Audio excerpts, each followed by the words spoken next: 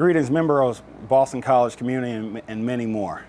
My name is Joshua Beekman, class of 06, 2011. I'm the Director of Football Initiatives.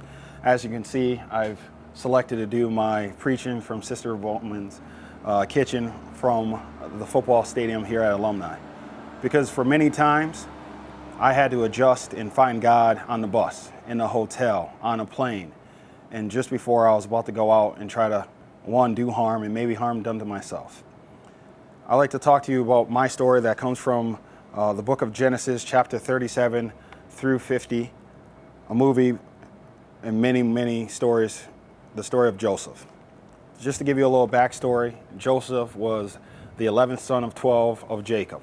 Joseph was the dreamer, and he was also the dream interpreter, which would also come to bless him and his family later in the storyline. But the thing about Joseph is that he told his dreams to his father and his brothers. They became envious. They became so envious that eventually they did harm to Joseph. And that's where I'll begin my story. So in chapter 37, verse 19, and they said to one another, "Behold, this dreamer cometh.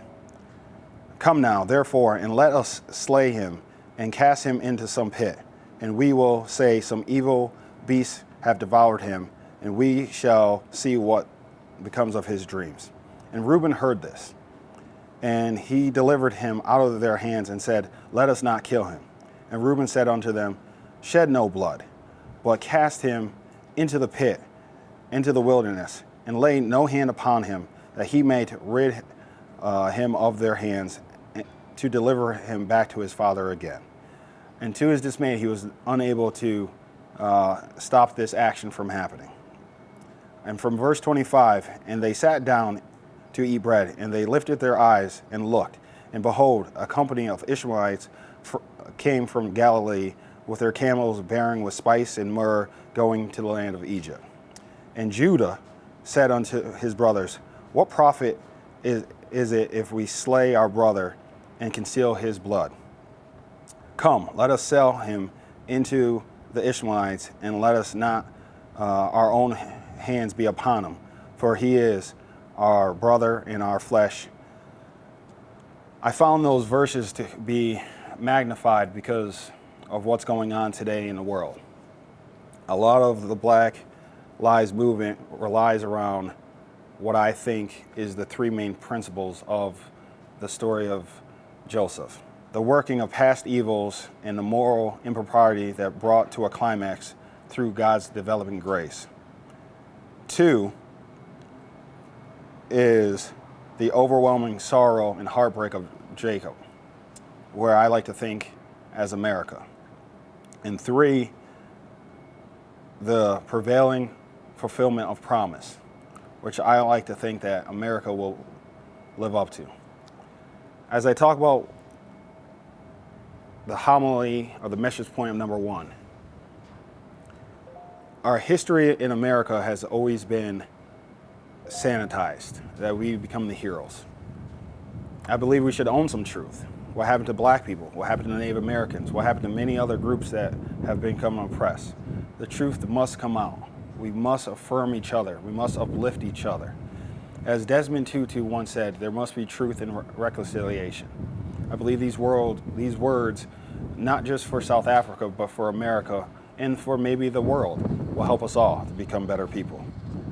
2nd, the overwhelming sorrow of the heartbreak of Jacob. Jacob was the father of 12 sons. When he lost his son, Jacob, who he adored in a cloak of many colors, and at that time was seen as royalty, to be something special when you gave someone that kind of gift, his heart broke and wept. From the least of thee to those that are kings and politicians and leaders, we should all lift, as Martin Luther King said, as we climb. I believe the 3rd point of our message is the fulfillment of promise. America was built on a promise of freedom for all. Now, we know from our Constitution that certain groups, certain people didn't have those rights, but I believe that America wants to get to that. I believe when people say see us, hear us, respect us, love us, it's a fulfillment of promise. It's a fulfillment of destiny. I like to end my story and my message, and hopefully this comes to light with all of you and resonates in some way with God's grace. As a mentor that I had on this football field who is no longer here, but I am in contact with his family, his wife, his 2 daughters, one that wants to come to Boston College, is Don Horton. Don Horton was the tight ends coach of Boston College, and then he was the O-line coach. He has been a legendary coach for many years. He unfortunately passed away way too early. But one of the things he used to say to the group is, all of us will journey with our good deeds being our luggage, humanity being our passport. Love will be our visas, but we need to make sure we all do our best through the journey of life.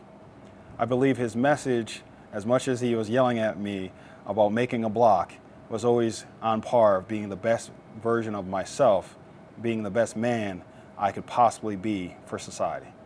I thank you. Hopefully this message brings a little light to you. I ask you to be safe and have a blessed day.